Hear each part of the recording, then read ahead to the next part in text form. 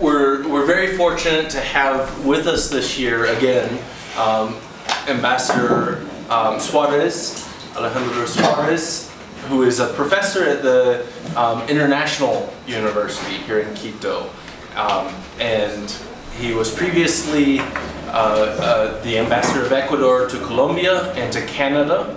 He was part of the team that negotiated the end of the war between Ecuador and Peru, and he was part of the demarcation commission that essentially decided where the actual border was, which was one of the main sticking points of the conflict, as it will tell us today. So, you know, Ecuador is a country that has had a border conflict in very recent memory. This was 1995 was the most recent conflict, and then the peace agreement in 1998. So this is not ancient history. So I'll turn it over to you. We'll have time for questions at the end. So write them down as you go along if they occur to you. And thank you for joining us. Thank you. Thank you, and good afternoon. I'm a pleasure to be here. It's an honor for me. And I would like to start with a question.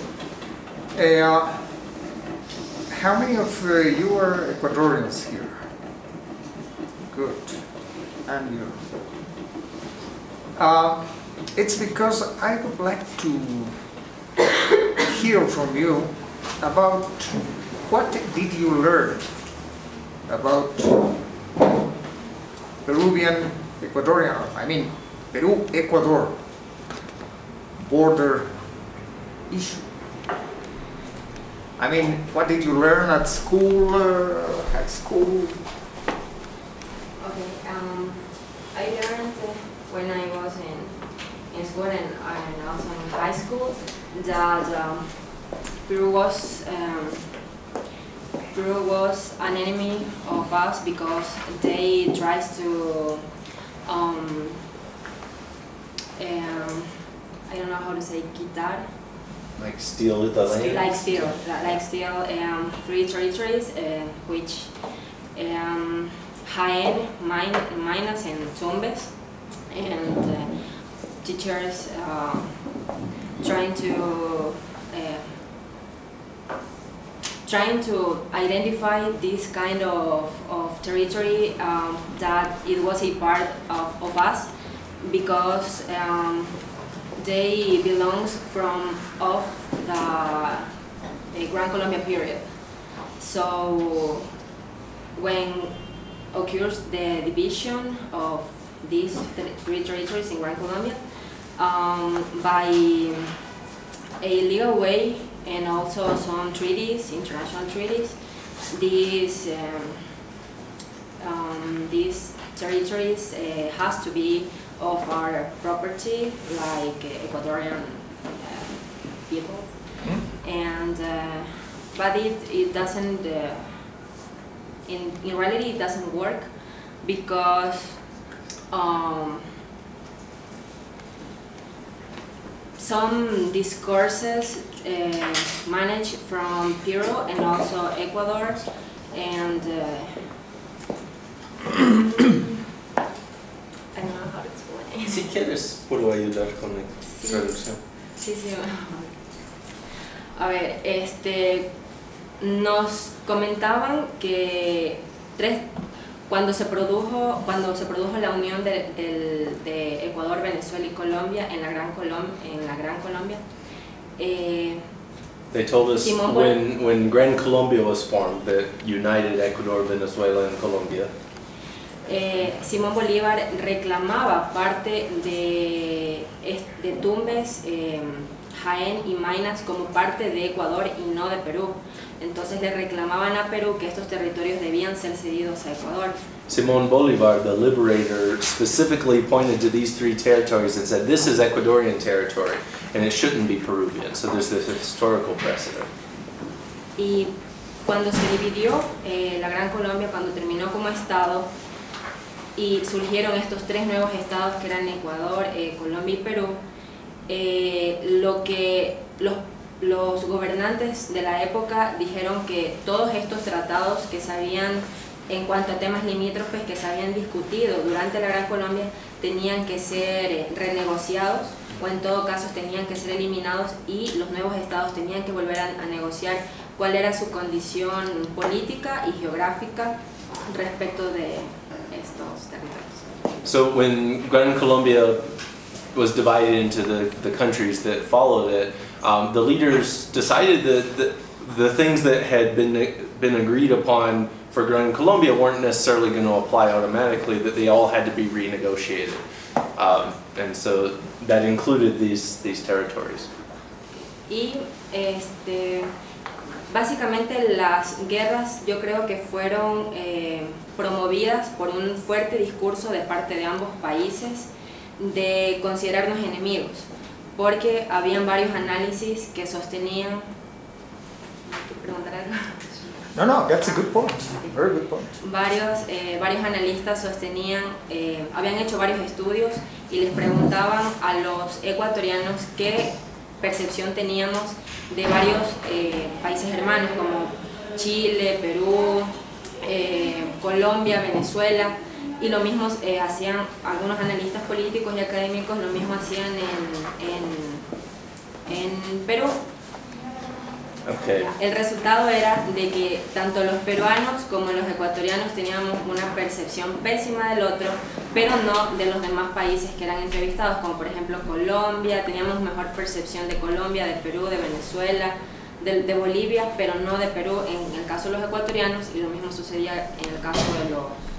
Sort of dehumanizing image of the other. There were some academic analyses that were done, public opinion polls in both countries about their perception, not only of each other, so Ecuadorians about Peruvians, Peruvians about Ecuadorians, but also each of their perceptions about other countries in the region, so Colombia, Bolivia, Chile, other countries. And in both cases, they had much more favorable views of those other countries than of their neighbor. They had very negative views, Ecuador towards Peru and Peru towards Ecuador. Recuerdo algo que me pareció bastante... The university was, there was a Peruvian professor who lodged a formal complaint with international organizations, essentially saying that the educational system in Ecuador was specifically designed to create enemy images of Peru, and that it was designed to foster this hatred, and so he was rejecting that. Great. Thank you. That's a very good history lesson. What about you? More or less the same. Hi, my name is Lan. Well, she basically said, like, I'm just gonna summarize that. Like, for me, in the school, it was kind of like they always try to do like epopeyas de guerra. How do you say that? Epopeyas. Epopeyas is like this warrior kind of. Okay, warrior hero. Spirit, kind of yeah. Glorified Hero, yeah. soldier. Since Abdon Calderon, that was like I don't know if you remember that story, but it's like, oh, Abdon Calderon, he was 16 years old and he got beat by something, and then he lost one leg, and then he lost the other leg, and then he lost one arm, and with his mouth he had, you know, all these kind of stories. Epicas, like epics. And it's that's how it was in the school. But I was just saying before we were eating, I was saying this. For me, my dad was in the war in 1995. I was 10 years old at that time, and for me the war was very strange because they said, okay, we win, we just won, we won, and then we lost the territory. And then my dad, that was working, didn't have a job anymore for more than 2 years. We went to bankruptcy, and with other many militaries. So it's like, so what we won? It didn't make sense that, because economically we didn't win anything. The people that were in the war were actually broken because they didn't have jobs. They lost businesses, and like we lost the territory as a country. So it was I don't know, this kind of like we won. Just on papers, but on the reality, we're just messed up. So that was my entire, and I don't know, my entire perception. And then after that, it was just right away, like, the Niño came. It was like a phenomenon, a natural phenomenon. Storm. Yeah, like in 1996 and 1998, then the dollarization came, and then 2000, the migration, we all migrated, I went to the States, and it's all this kind of like 10-year period was very weird to say that we won. I mean, we lost a lot, so for me, it's not like we won the war, and it doesn't make sense. So what I learned in the school, and then when I came back to university here in Ecuador, it's just like, did you read just what she was saying, right? This haters type of writing all the time, it's like, doesn't make sense with the reality. And I traveled around South America by bus, and I met lots of Peruvians, and they had this bad impression of me as Ecuadorian. And at the end, we became really good friends. We just realized that those things that are in the books are only in the books, but in reality, we're still good friends. They come and I go over, and it's just like this type of relation that probably the government or some type of power wanted us to believe. And that's my perception. Definitely, you belong to a new generation, and that's good. Why all of this? It's because I would like to start saying that the problem between Ecuador and Peru, it was not only a problem, a boundary problem, not only a frontier issue, it was a cultural problem. Well, in the origins, there were some themes about territories, delimitation, basically territories. But all that situations, all that themes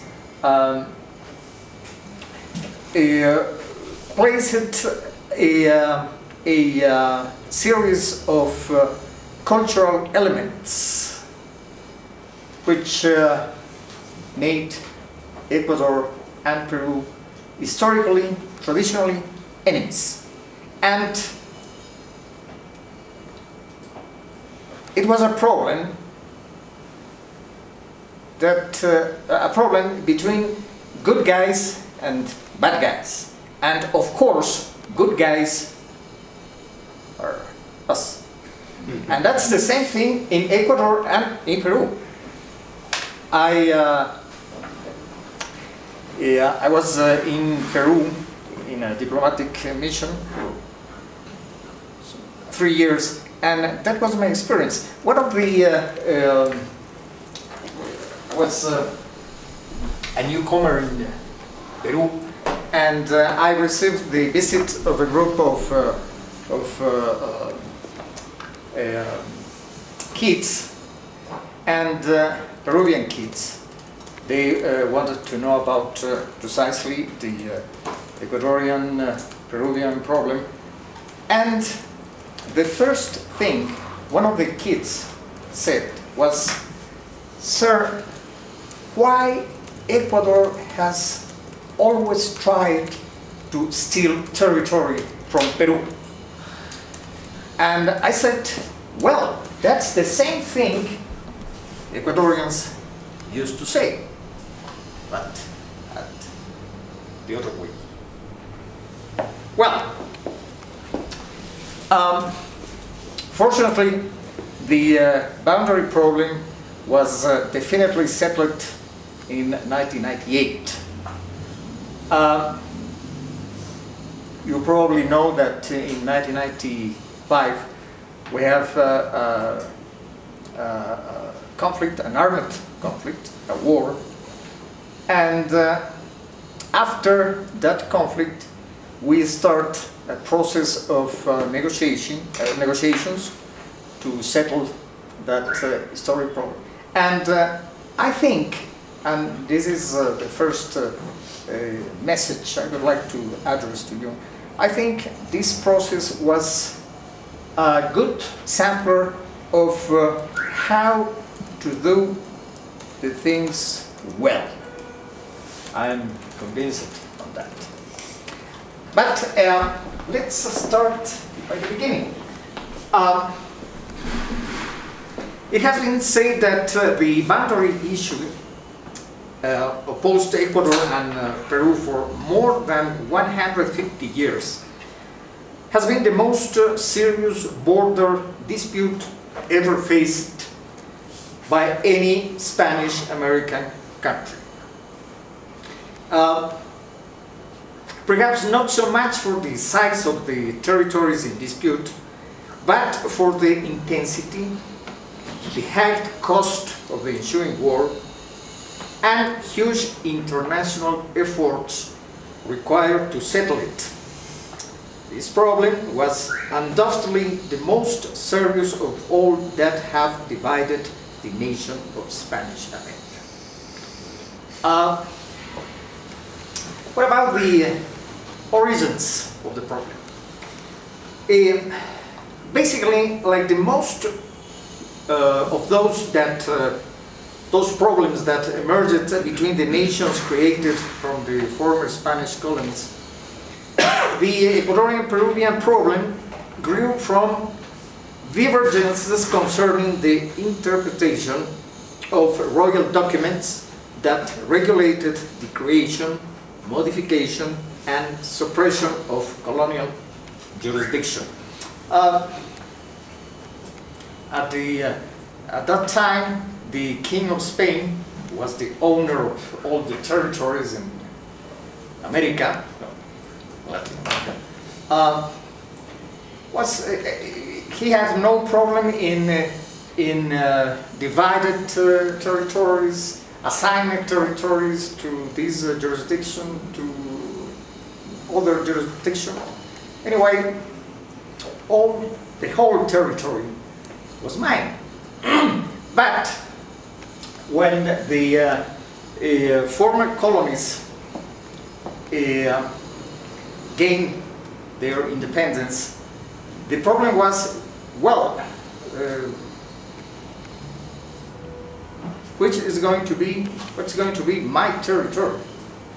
And I don't know if you have heard about a Latin term, which is uti possidetis iuris. No, it's from the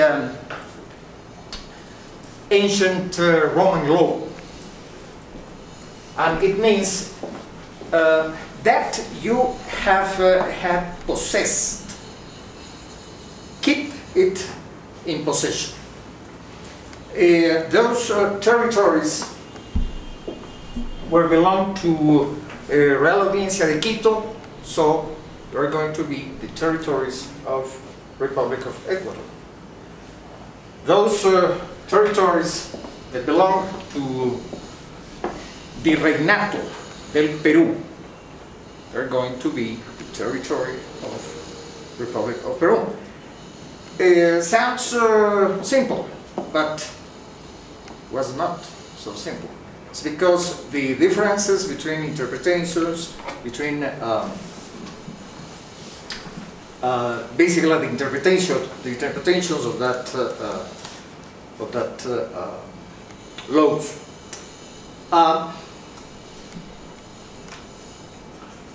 You said something about the beginning of the problem when even before Ecuador became an independent republic. It was still part of the Republic of Colombia, founded by Simón Bolívar, and along the 19th century, both Ecuador and Peru tried, with no success, to settle the problem. There were one exercise of direct negotiations and one intent of arbitration, 19th century. Nevertheless, at the end of the century, the issue not only was unsettled, but it was more serious because of the level of sensibility it reached. What was basically the problem? Ecuador claimed that the limit should be Amazon River. Since 19 1930. Amazon River should be the limit, the natural frontier, but Peru claimed that its territories should go far from the river to the north and close it to the regions of, I don't know if you have been in Papallacta. We will this weekend. Very close, yeah. So, according to the Peruvian interpretation of one of the royal documents, the border should be close to there. So it was crazy. Anyway, in the first years of 20th century, Ecuador and Peru agreed to ask an arbitration of the King of Spain, and the intent was failed. Unfortunately, the draft award was leaked, and the reaction both in Ecuador and Peru forced the king to withdraw. We were almost at the edge of a war. By then, at that time, Peru had been taking and consolidating possessions on the left bank of the Marañón River claimed by Ecuador. Peruvian tactic of secure positions on the terrain had been executed and would continue to be executed with success. At the negotiation table, the reality of the accomplished facts would become irrefutable. Really problem. It was a new attempt to develop negotiations in the 30s, carried to a war conflict in 1941. The first war was in 1941. Peru invaded Ecuador, and as a result of its defeated, Ecuador had to subscribe in Rio de Janeiro a boundary treaty on January 1942 according to the Peruvian conditions. We were defeated, and it's a pity we had to subscribe that treaty. What happened with that treaty? And this is important to say. The treaty accomplished with all the norms, the laws, international law, in the case of international treaties. It was subscribed, it was approved by the Congress.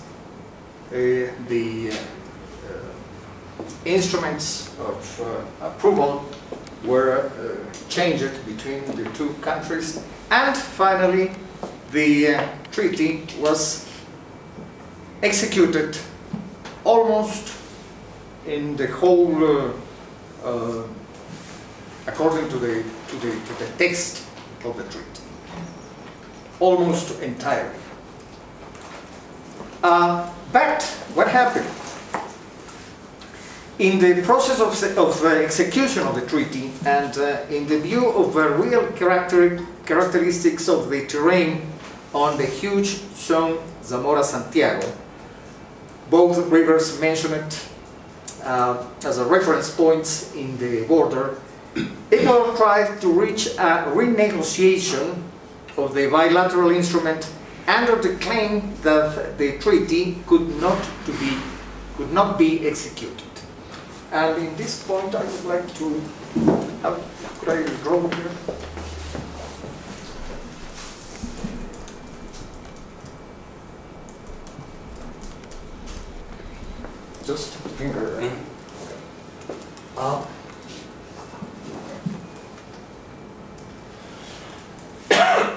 sorry for my poor artistic capacities.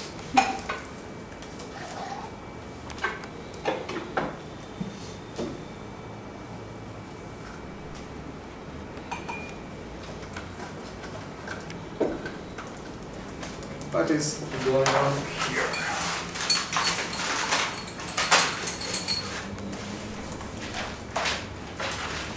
Well,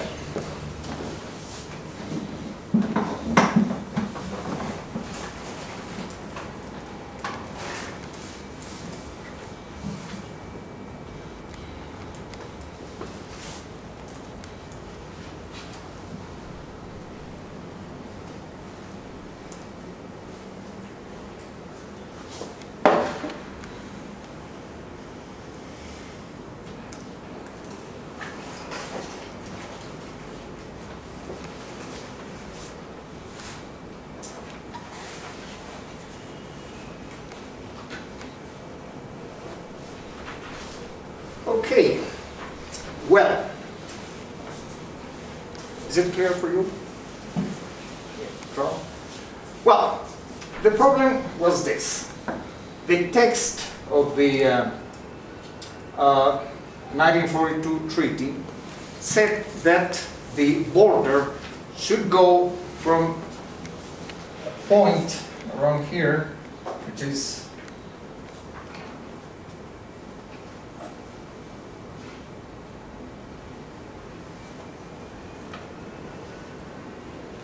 it's a teeny river. You see? San Francisco. Quebrada. Like a ravine. It's a very, very teeny river. Quebrada is como así. Yeah. Abajo, yeah, a ravine with a river, a Yes. stream at the bottom of it. Yes, that's it. Well, the text of the border treaty says that the frontier should go from this point, San Francisco, Quebrada de San Francisco, to the watershed. Do you know what is a watershed? Watershed, cuenca, una cuenca de agua. Divisor de agua. Okay, the continental divide, like where this side goes to the Pacific, this Yeah. side to the Atlantic. Yeah, between two systems, river systems, should be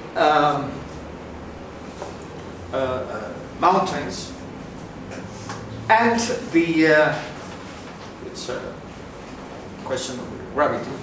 The water goes to one side and to the other side. That's a water division. Watershed?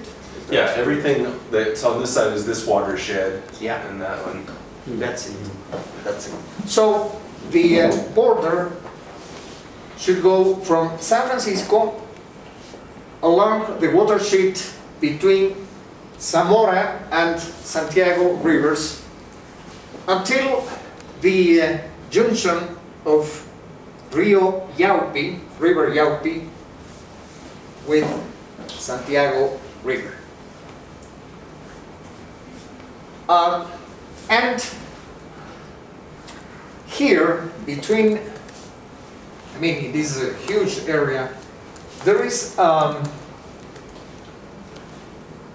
mountains, chain of mountains, which is Cordillera de El Cóndor.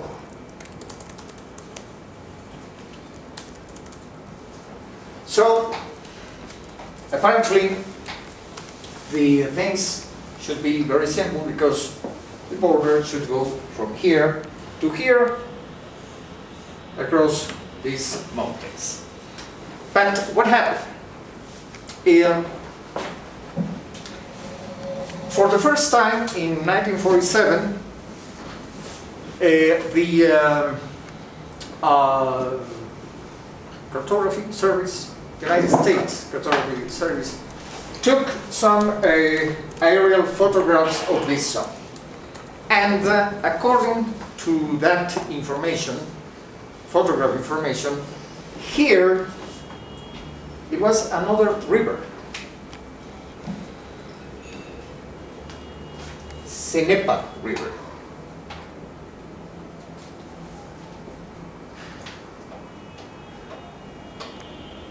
And how do you erase this? This is the eraser. So that eraser.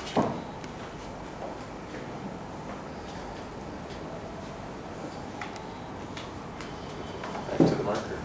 Okay.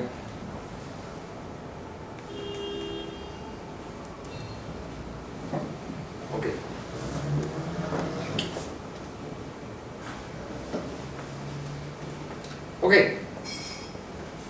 And in the view of this new geographic reality, the problem was, well, we have here at least two watersheds, Santiago, Cenepa, and Cenepa, Zamora. And what we should do with that? We have to place the hitos fronterizos. But so Ecuador tried to renegotiate the 1942 treaty, but unfortunately Peru was not in the mood of accept. But so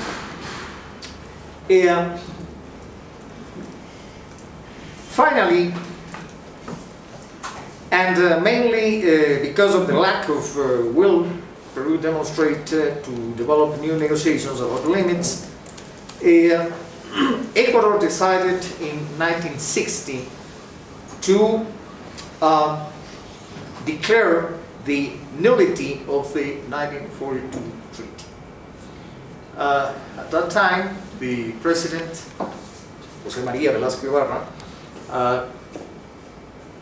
in one of his speeches, said that the protocol of Rio de Janeiro is null, so Ecuador is not going to recognize that treaty. And that was a great problem. Because as I said, the treaty accomplished with all the norms of international law, and any country, a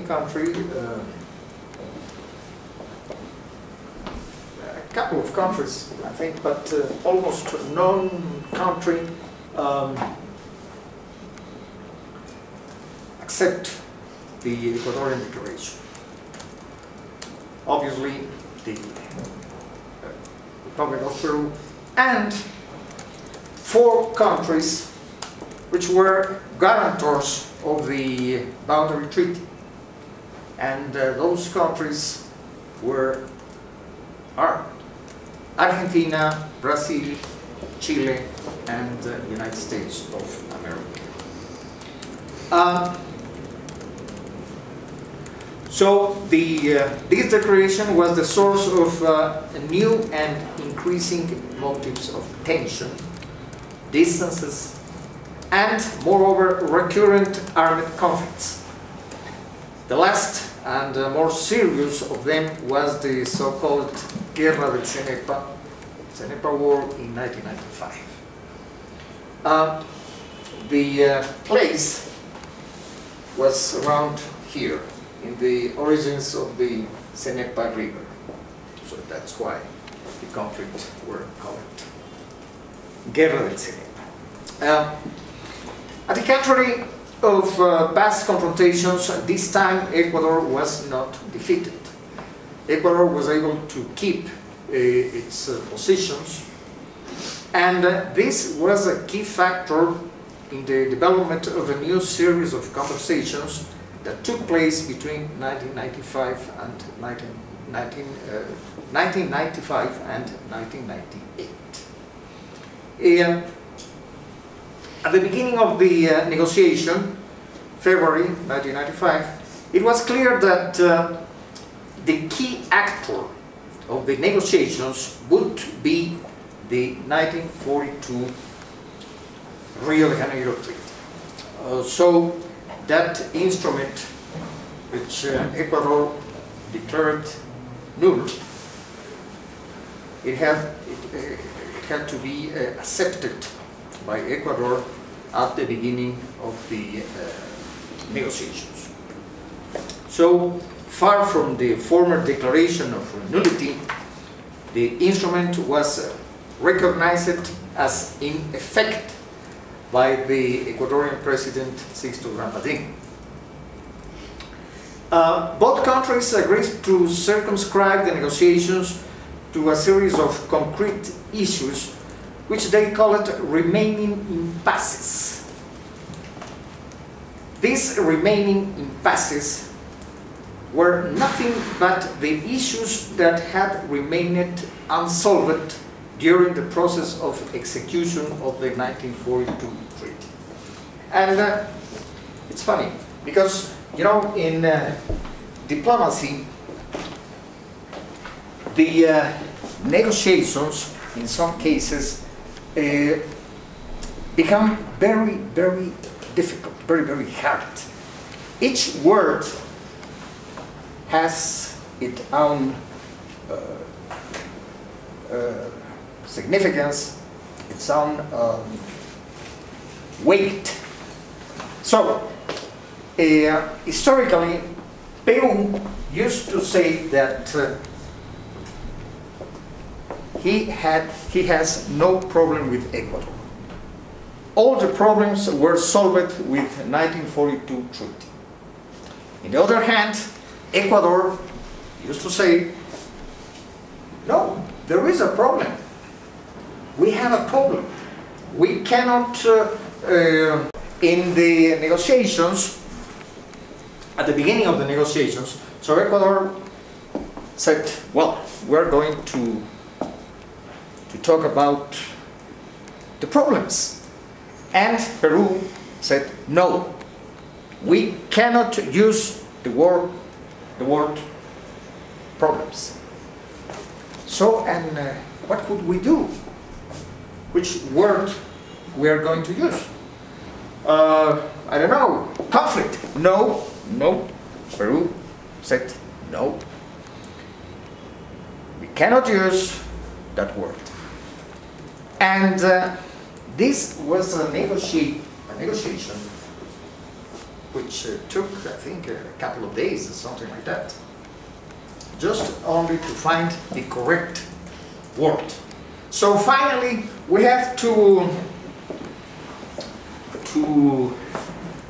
take a French word, you know, impasse. Impasse, it's a French word. And, well, that was acceptable both Ecuador and Peru. And what's the meaning of impasse? Well, anything, as you want. But finally, we agreed in that term. So,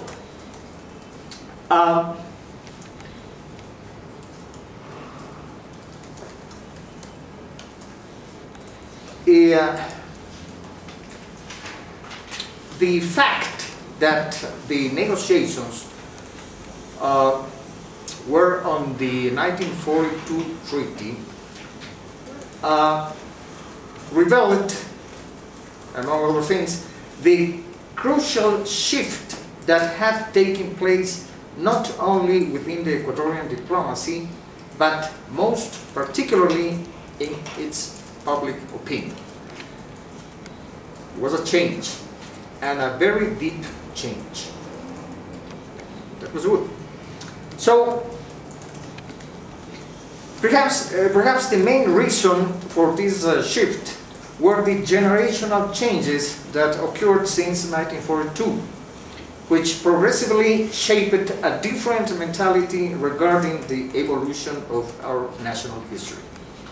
On the other hand, economic crisis, integration processes, globalization, the liberalization of trade and technological challenges were some of the major components of the new world scenario where border conflicts could not, should not take place. Wars still in the area under the direct influence of the United States of America, whose foreign policy strongly influenced the development of peace negotiations. The United States of America played a very important role in that negotiations. In general, the guarantors, the four countries, really played an extraordinary role in supporting the negotiations between Ecuador and Peru. In the case of Ecuador, the decorous outcome of the Cenepa War projected on its public opinion the image of a nation that had finally matured and instilled in it a dose of sufficient realism. Realism, that's a very good word. Sufficient realism, allowing it to address the border issue from a modern perspective, a new perspective, where the more predominant factors were not so much the typical components of a traditional historical claim, but other elements related to cooperation for development and the need to ensure and maintain peace. In other words, progressively in Ecuador were less importance on the territorial issue and more importance to the new problems, the new situations, the new phenomenon in the world, and of course in maintaining peace. With this perspective, and I want to emphasize on it, Ecuador and Peru decided to broaden the scenario of the negotiation, and in January 1997 they accorded that the talks would resolve not only around the territorial issue but also around important initiatives to set up a scheme of cooperation for the development of the border regions. So, a treaty of commerce and navigation along the rivers of the Amazon region, and a mechanism of mutual confidence and security measures. So, we are not going to negotiate only on the very, very sensitive territorial problem, but we are going to talk about those themes that would joining us. It was a matter of a mutual goods, matter of reciprocal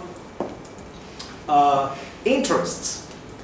So both countries came to realize that the start of the negotiating process had been a fortunate decision, because by refocusing the efforts towards a positive agenda, that's a good term, positive agenda, the work of the negotiating teams was improved by the inclusion of very useful elements that facilitated treatment of the delicate boundary issue.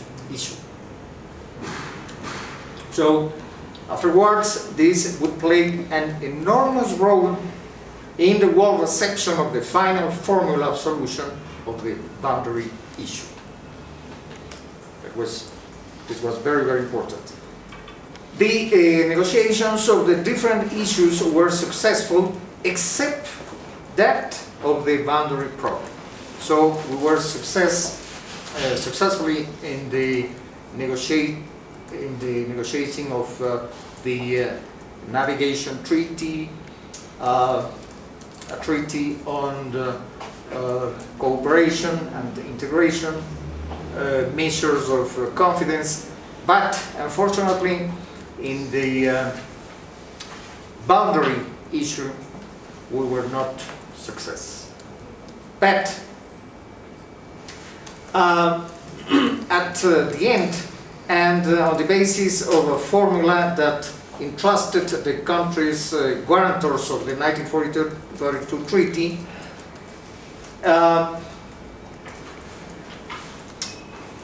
we were able to find a definitive formula, and the peace agreements were signed in Brasilia in October 26, 1998. What happened at that time? It was a very, very delicate and dangerous situation, because the lack of success in the negotiation on the boundary issue placed the two countries very, very close to a new war. In August 1998, the armed forces, both countries, were so close in some areas in the... What happened? Types out every once in a while.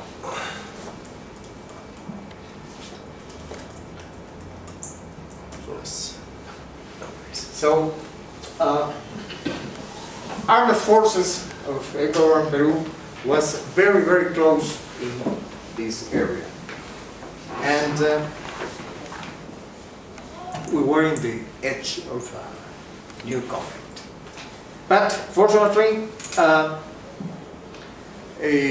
presidents of Peru and Ecuador were able to agree a new formula, so they asked to the guarantors of the 1942 treaty to give us a final formula.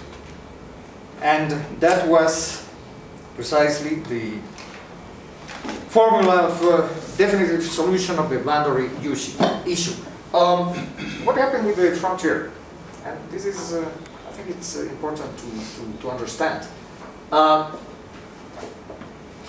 The guarantors said that in this huge area, of course, should be a number of watersheds, so many rivers, and yes, more than one watershed.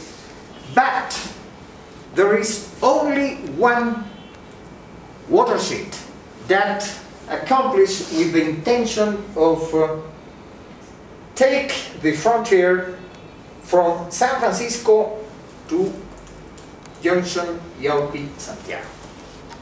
And that was the main argument. It's geographical, legally a little complicated, but in short words, the formula was that, and that was the basis of the formula. The only watershed which accomplished with intention to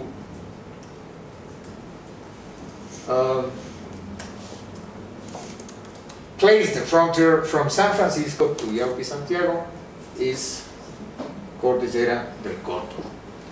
And that was the solution. Really, we, Ecuador, we were not expect that formula, because that solution gives entirely reason to Peru. But anyway, it was a compromise of Ecuador and Peru with the guarantors countries, and we have to accept. But I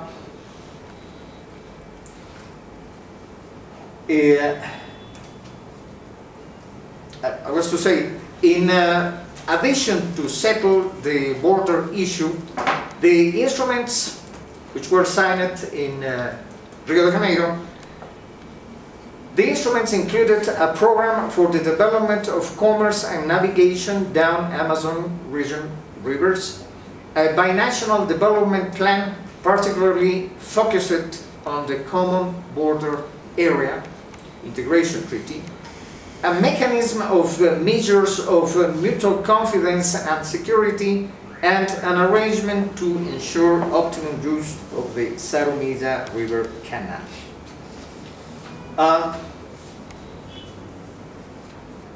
As I said, the settlement of the border issue did not satisfy the aspirations of several traditional groups in Ecuador. A history of symbols, myths associated with constant sacrifice and deprivation had created a series of myths that in the long run complicated an objective perception of the territorial problem and distorted the self-esteem of Ecuadorians. This was compounded by official maps that showed territories which Ecuador had lost more than 1 century ago, or which it had never possessed, projecting a message of frustration and also of rebelliousness. Well, I think everywhere in the world could be the same thing. So the good guys are us. So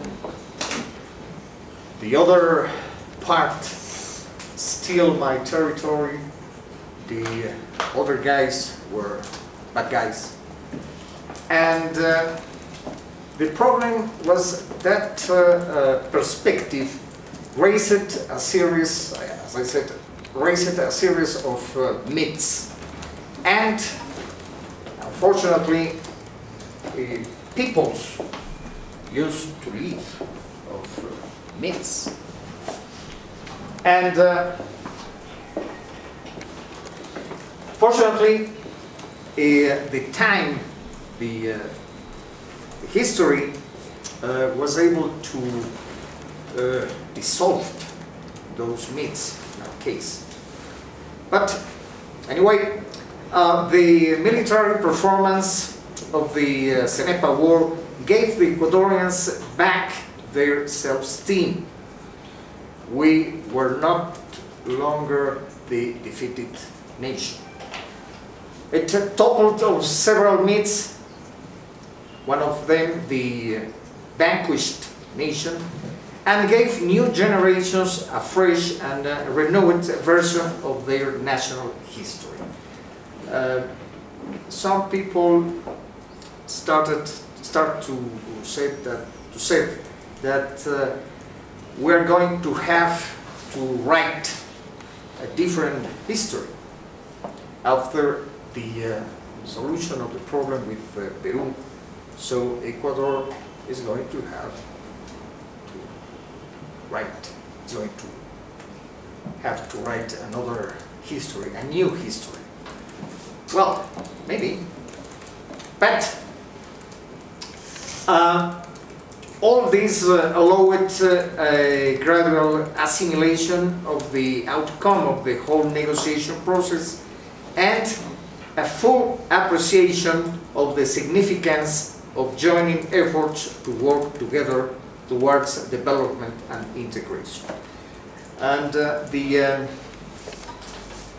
I think the most valuable point in the negotiation was the conscience, both in Ecuador and Peru, that the main goal, the most important goal, should be to reach peace.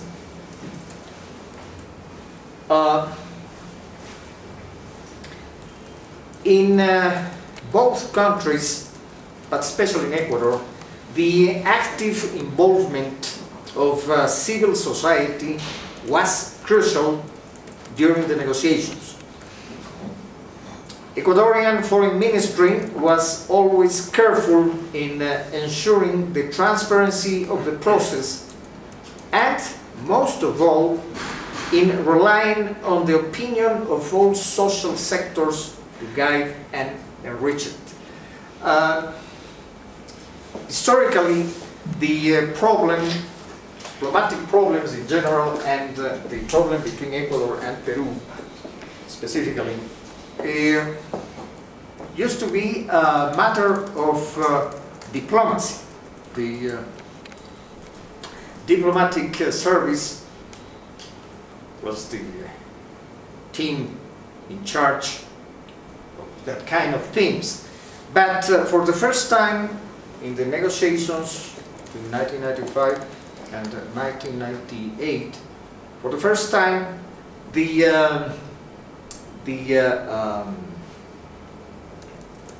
people,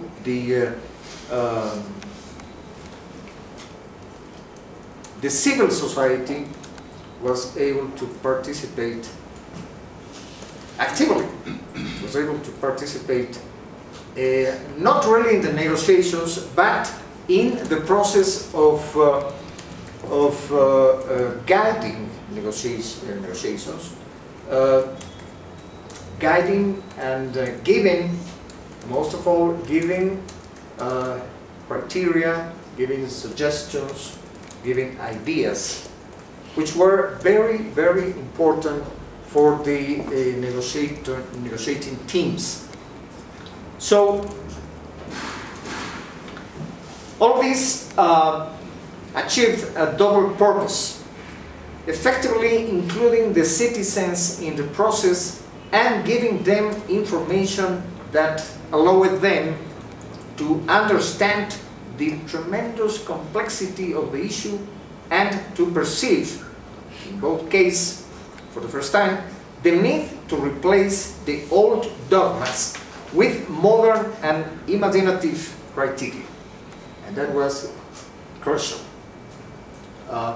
Fortunately, we have had a deep change in the minds, and a deep change, generational change.